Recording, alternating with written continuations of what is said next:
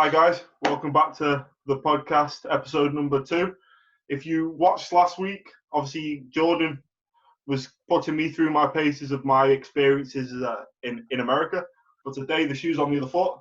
I'm going to quiz Coach Jordan about his playing career. Today's topic is about mental pressure. So we're going to talk about the mental pressure of non-league football, and if we have enough time, professional football. So Jordan, can you please tell us a bit about your background? Yeah, I play semi-professional currently at Prescott Cables in Merseyside. I've been in a club environment, like an academy environment, from the age of 12. Started off at Halifax Town. There from 13 to 16. Then I got a scholarship in Leeds, playing with Farsley Celtic, who are now currently in the Conference North. Was there youth team level 16 to 19, but at 18 I made a decision to go to Earlham FC because it was closer to home. I wasn't travelling as far, so when I was doing my scholarship, it was full time basically. It was training 3 times a week, playing once, as well as studying at Leeds City College. So for a 16-year-old to make that trip in the morning at like 6 o'clock all the way to Leeds on my own was a big step for me, but it made me independent and made me grow as a person. So I thought it was a great part of my career, massive step to take, but thoroughly enjoyed it. And then from there, I obviously went on to playing for Earlham. Started off at the under-21 level. After about the pre-season, two games, I was in the first team. Scored on my debut. Played probably the most games I've ever played in my life. I played every under-21 game. I was part of nearly every first team game, so I must have had about 50 plus appearances that whole season. I scored 30 goals, so that was good.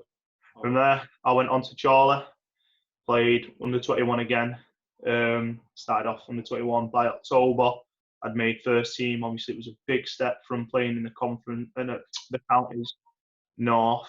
So I went up a good 3 or 4 leagues, and then from there I was loaned out to a few teams like Bamber Bridge, Colne, and Prescott, and it was where at Prescott I really settled and I really enjoyed it. So I signed for them at the age of 21. Now 23. I was at 20. I did 1 year on loan. Signed the following year.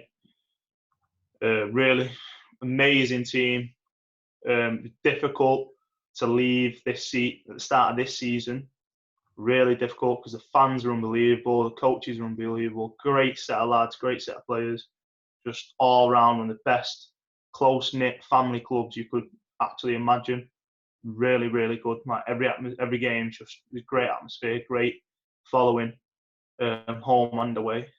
But yeah, I left really to work on myself as a player. I needed more confidence. After injuries, I did my knee, did my ankle. So that really got to me. That affected me mentally and physically. In order to push myself, so I decided to go down the league to Earlham FC, and score a few goals, play more games because I wasn't playing because of the injuries, and obviously it was more efficient for work because it was closer to home.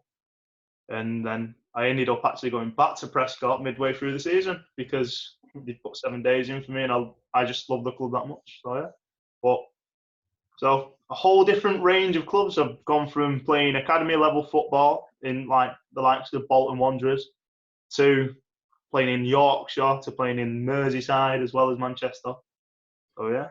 Yeah, back in 2008, 2009, I was down at a couple of youth clubs. I was down at Woodley, I was down at Stalybridge, but I never really achieved my dream in this country of being paid to make money, being able to play, obviously doing the sport that I love to do. So obviously you beat me in that kind of aspect. So I'd really like to, understand what's it like playing in today's football environment?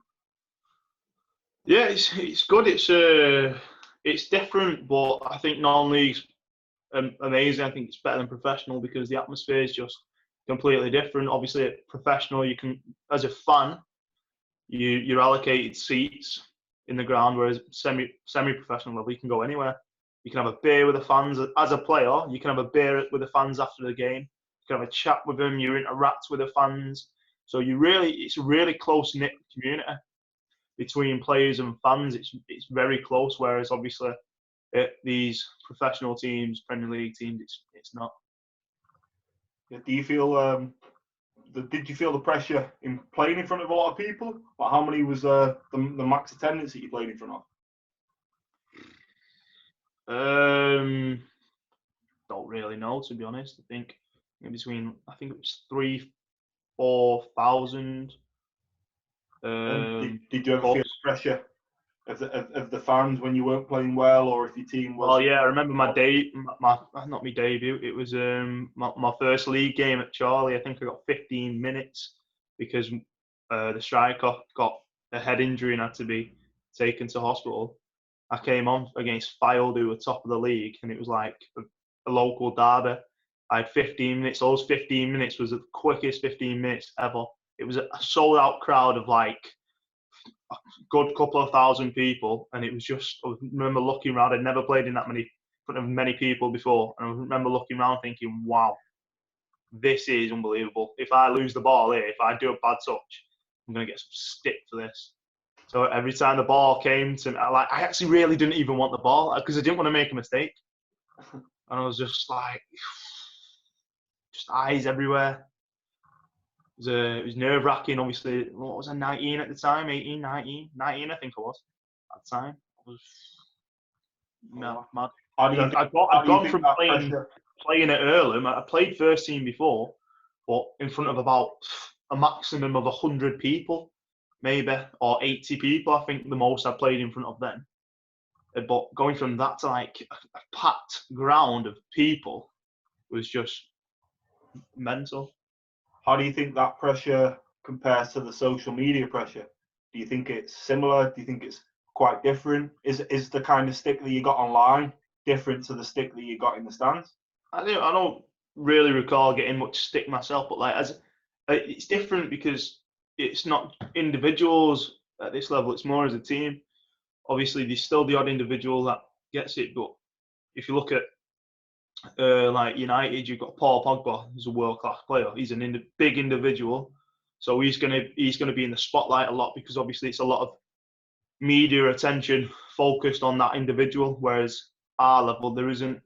It's more the team. Like we've had games where we should really have won it, but it's just not gone that way on the day.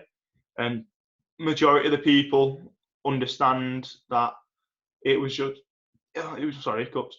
one of those days at the office. But there's always that odd person, that odd numpty who sends negative tweets about the club and about the team that we should have been doing better. But mate, we're not world beaters, you know what I mean? We're just lads enjoying the game.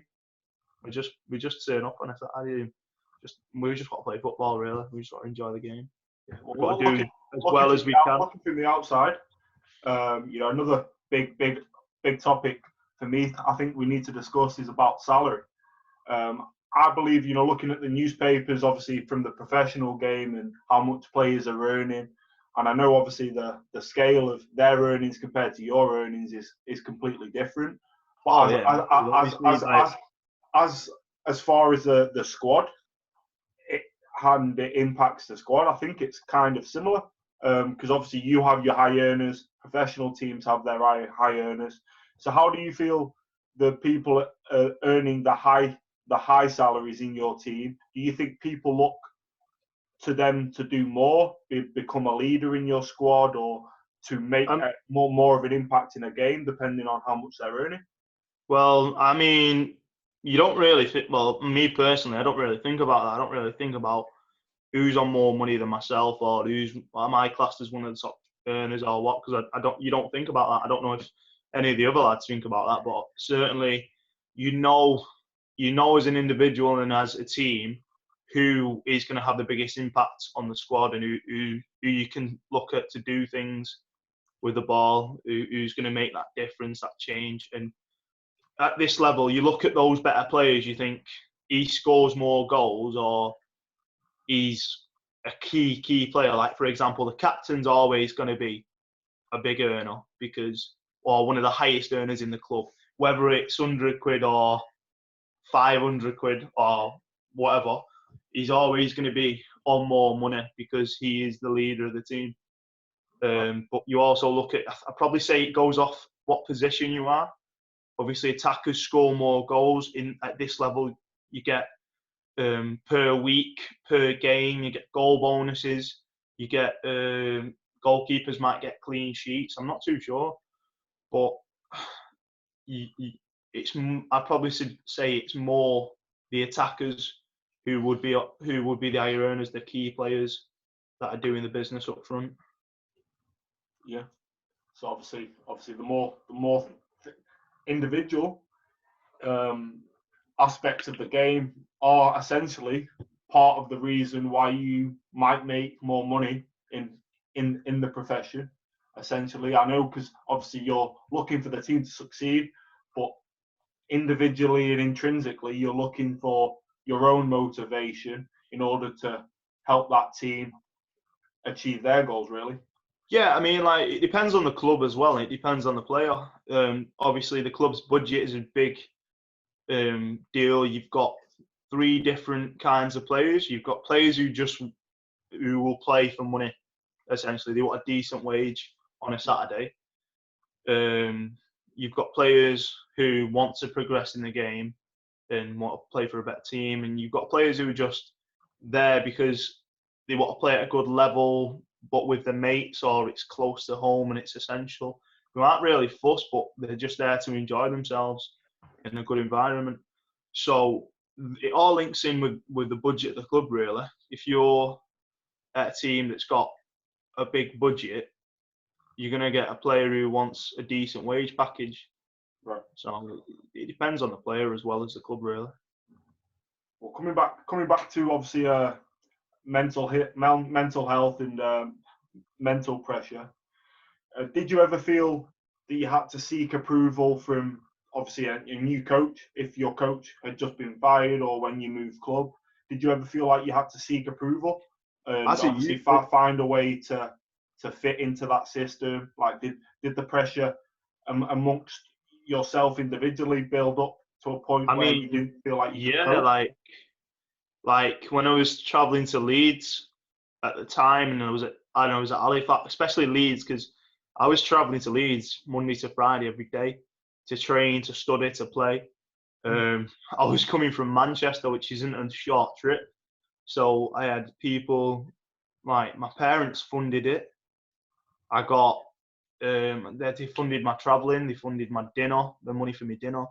Obviously, the club paid for me kit, and I didn't have to pay for courses. I got courses were free with the college, but they paid for the travelling to and from training from the college. My kit on a game day, my training kit, and it was really good. It was a great experience, but the pressure was massive because I had these people and family thinking, oh yeah, he's on a scholarship, or even though it's only a semi-professional team, I didn't want to let them down. You know what I mean? I wanted to succeed and do well because I didn't want to feel like it was a waste. It was a waste of money. It was a waste of time. It was a waste of effort. Because did that ever knock your confidence? Yeah, like, I'm a confidence player anyway. If I've not got confidence, I ain't playing to my full potential. I still don't think I've played to my full potential as an adult, but I think especially at that level, I was worried of how it would reflect if I failed, even at youth level. But I had a great manager who was really, really good, not just me, but to everyone else. He knew his players inside out. So if he felt like you needed an arm around your shoulders, he'd do it. He'd be there. He'd text you, just the littlest things. And he had a massive impact on me. And he was the one who really, my first season, I was on the bench a lot. I was only a skinny, scrawny 16-year-old kid. And then second season, I pushed myself. I put on weight. I grew, and I became a key player to the point where it was like I was creating most of the chances and most of the opportunities in front of goal, scoring goals myself. So he played a massive role in my development as a player, physically and mentally. So, yeah. How hard was it to win round the teammates? How quickly did it take for the teammates to trust you? It took a while, mate, because obviously I'm from Manchester. I'm a United fan. United and Leeds don't get on, and I found myself lads asking me, "So you're a red or a blue?" "Oh, I'm a red, mate." You man scum. Like, all right, then. I didn't even know the rivalry. So obviously, just going off the team that I supported at the time, I was the enemy, even though I was the teammates. So just because I was from a different place, different area, I was singled out. A lot of them, I felt singled out. I made mates and stuff, but a lot of the bigger players who were more confident, there was a bit of like because you're in a mixture of three age groups. It was 16, 17, 18, all the way to 19. So it's like 3 or 4 different ages. You've got some of the older players. I'd never played with older players before. I'd only really played with my own age group at this point. So there was a little bit of intimidation with the older, bigger lads. And obviously, I'm a skinny, little, scrawny kid. I was like, whoa. And then the difference in cultures, in a sense, as well. You felt singled out, but obviously, within time, that disappeared. You just got to stick at it, haven't you? And you just got to keep pushing yourself, keep going, and you become part of the team. And I guess you can link that in with professional football, because you've got foreign players coming overseas playing with English players, and they're not always going to be on the same wavelength. You know what I mean? Yeah, definitely. That's got to be hard to adapt to the language barrier. Obviously, different styles that you're playing with: German, English, French. You've got to kind of adapt to all those Yorkshire's a different different styles. language in itself, mate.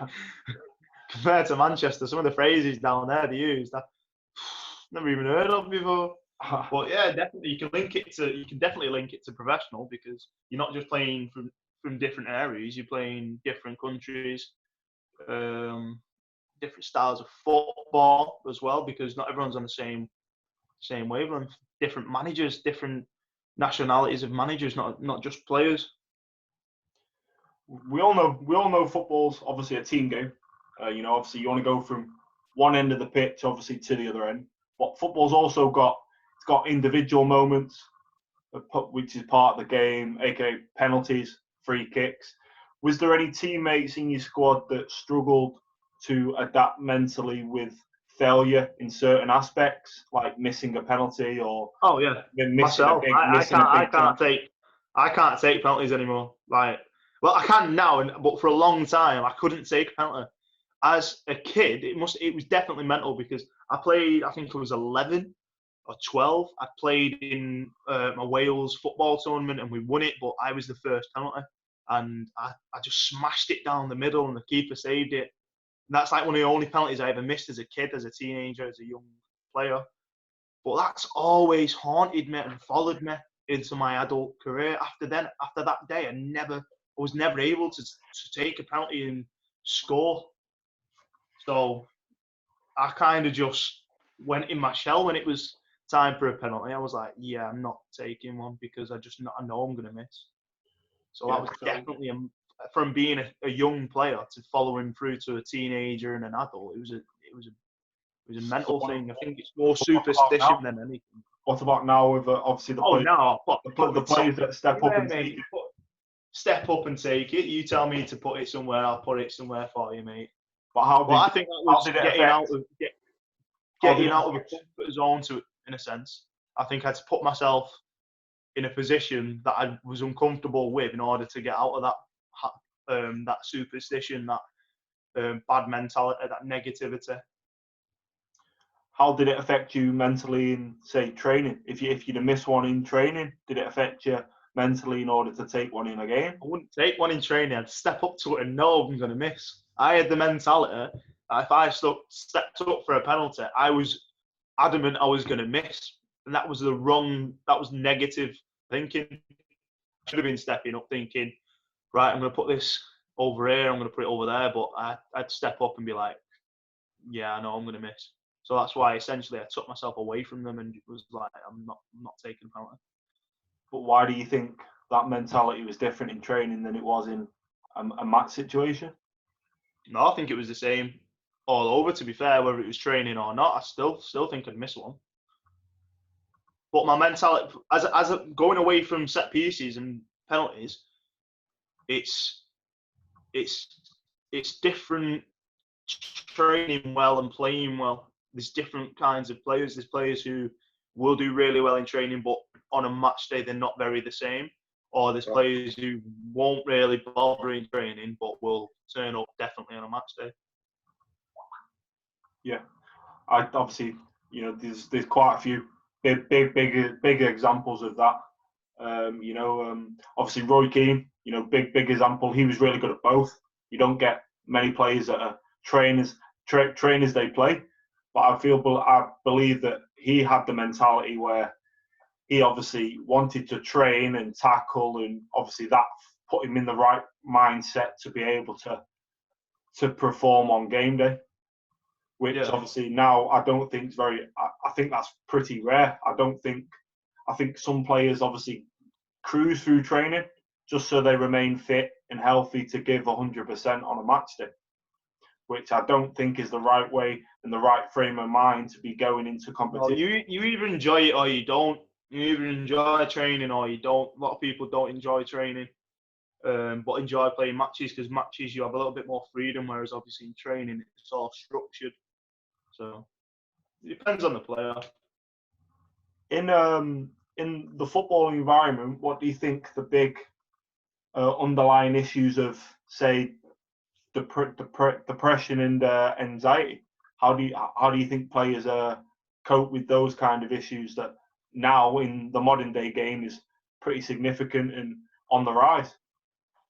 I think it depends on the individual. Going back to what I said before, if you're looking at the wages of players, you might think the players who earn more would be more confident. I feel like it depends on the individual, because not every player is the same. Like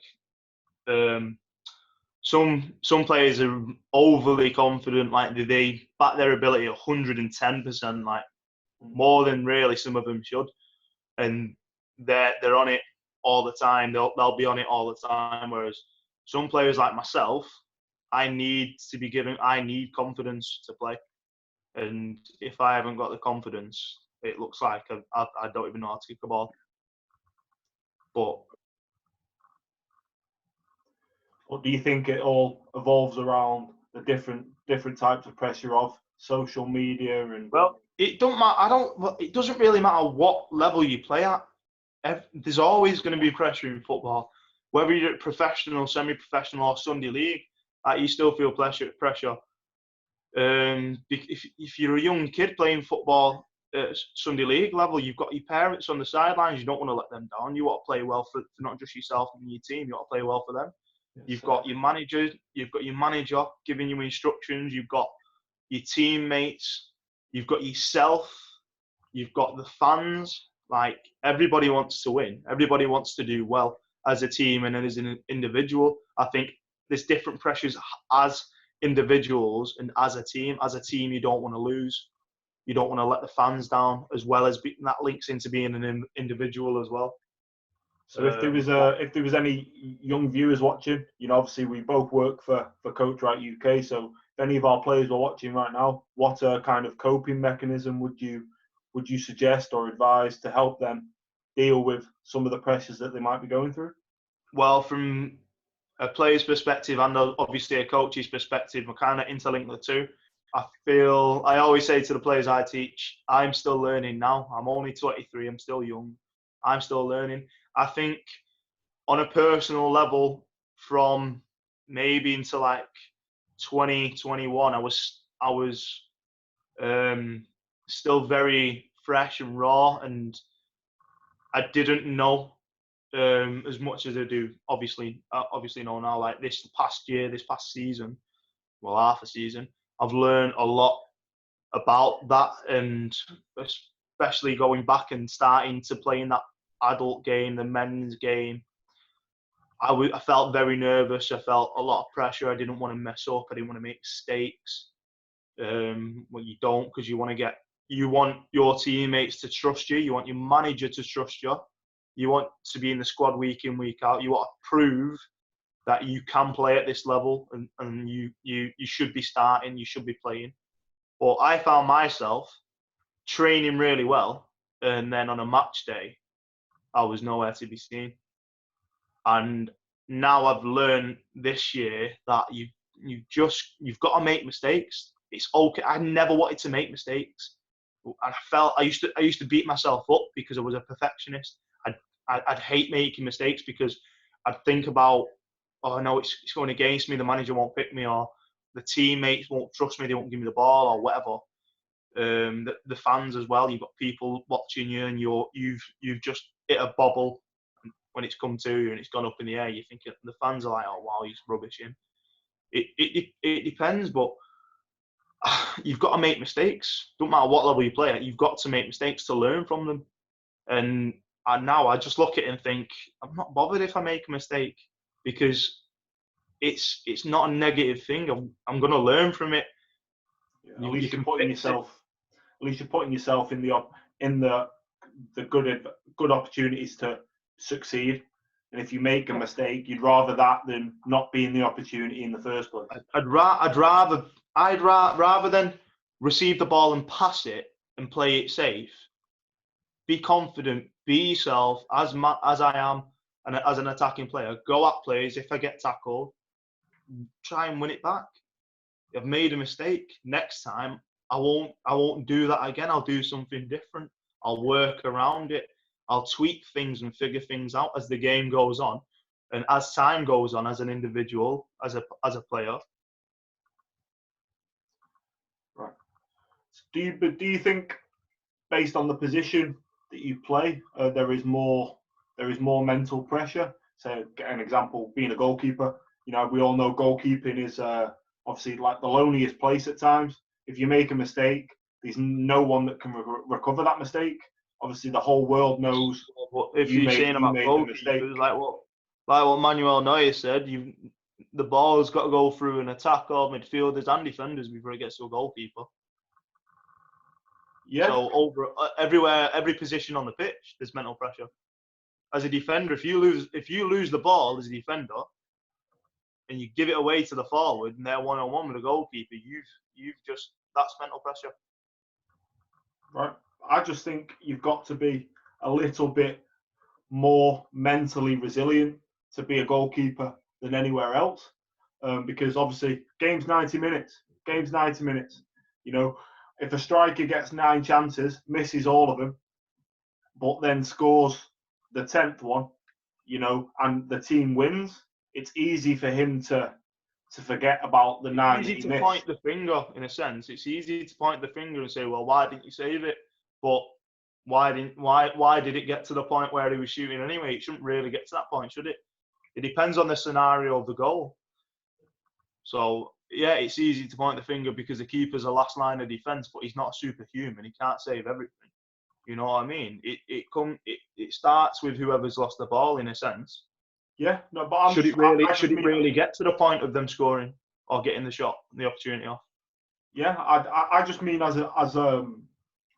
as far as the keeper being able to bounce back from the mistake he made. I think it's a little bit more. Well, I feel like, for example, there was an example within my team, one of our last games. The keeper's come out to clear the ball. I think he cleared it with his head, and he's well out of his area, and he's just been chipped, and it's gone in. Maybe he should have changed what he did. Maybe he should have brought it down and then cleared it.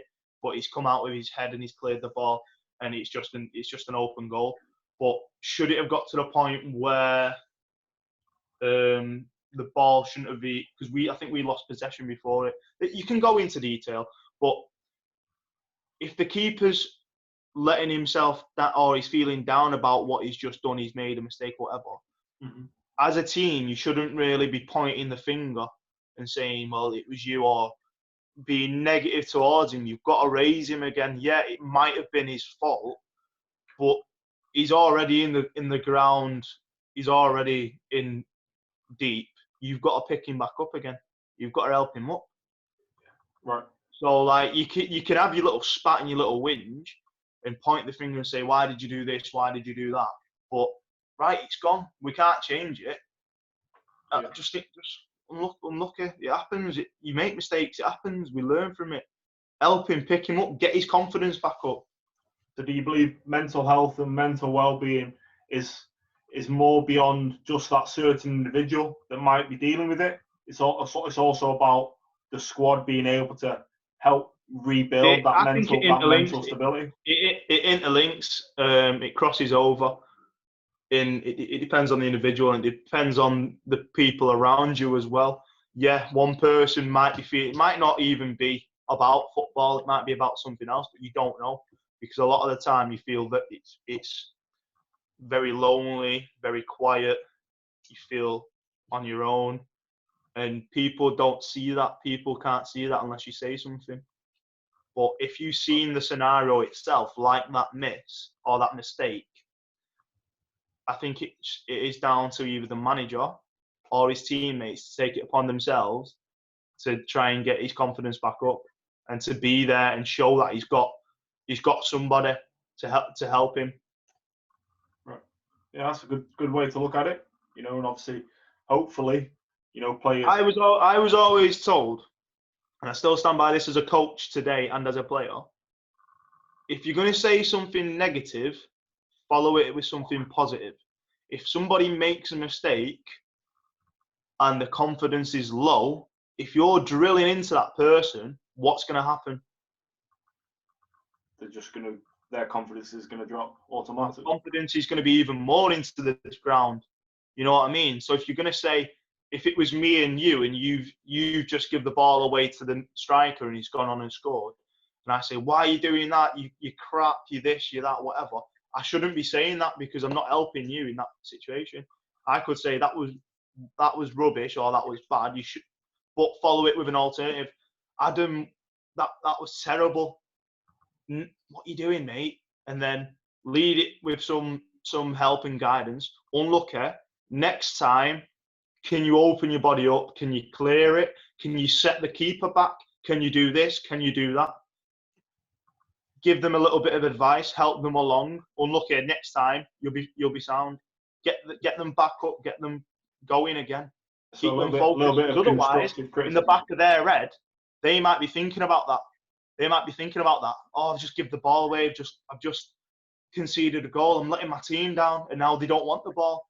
And every time the ball comes to them, they're nervous. I've been there before. I think every player's probably been there. Yeah. I used to have to make sure I passed the ball. The first pass I did was to a teammate. I went through a bit of a phase. My first pass had to go to my teammate, because if the first thing I did was a mistake, it stayed with me all game, and I beat myself up about it. But that was a phase going up as a player. That was when I was adapting as a player. But I got out of it. Now I'm not bothered if I make a mistake. I get on with it. But I think it's better to get yourself out of these bad habits early on. Right. If we drill it in, I think if you're going to relate this to a younger player who's going to take this advice and bet themselves so they become a better senior player, I think it's best off to drill these things into the young players early, so that later on in life they're prepared. Yeah, that's definitely good outlook and good advice for a younger player to take on board.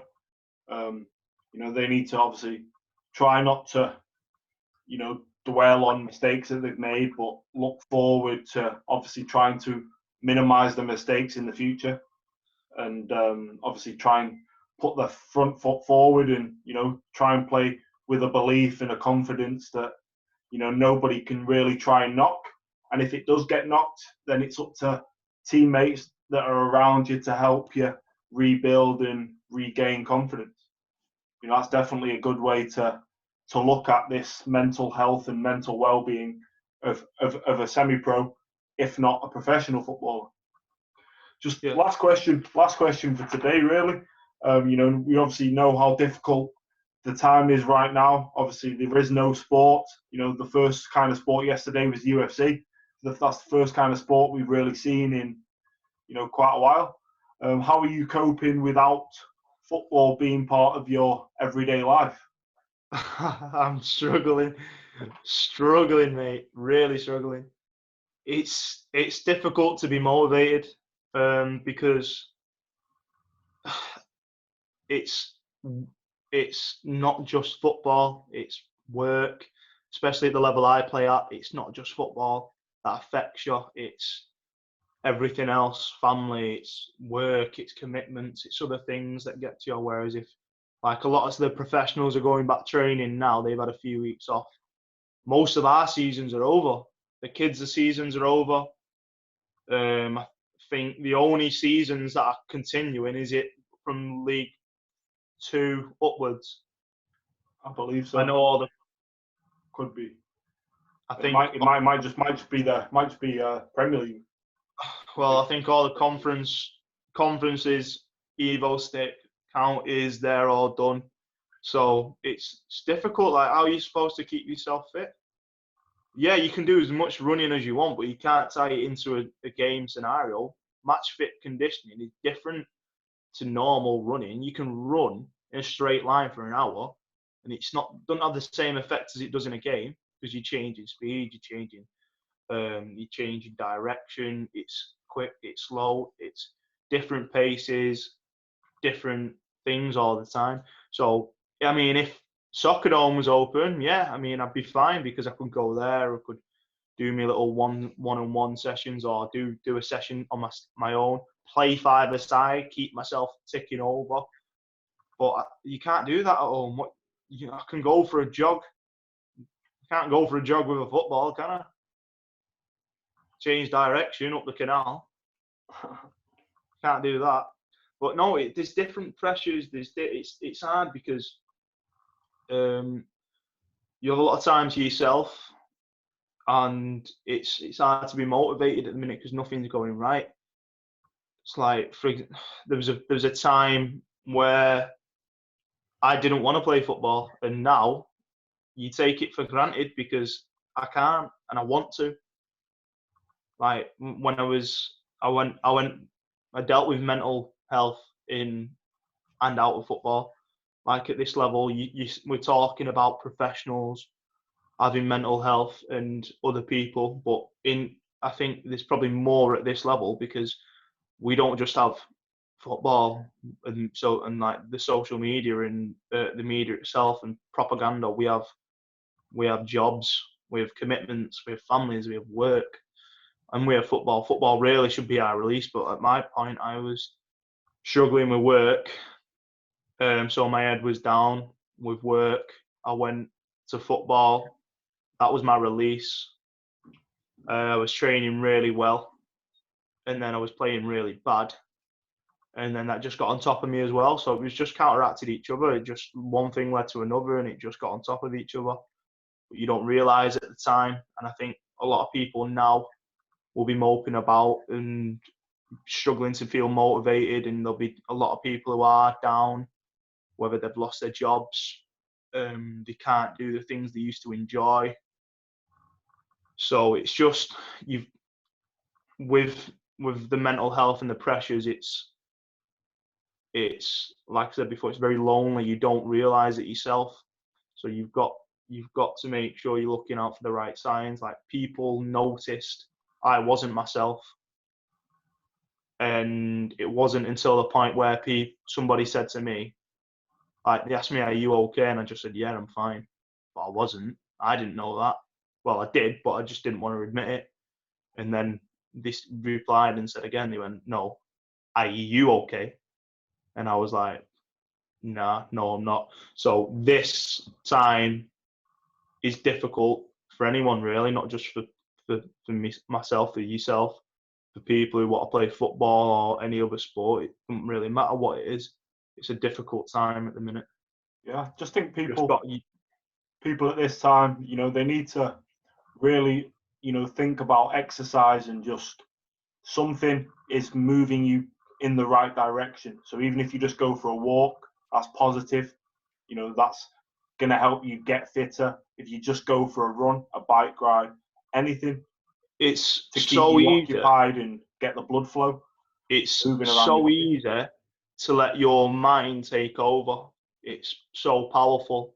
It can take over and it will eat you inside out if you let it.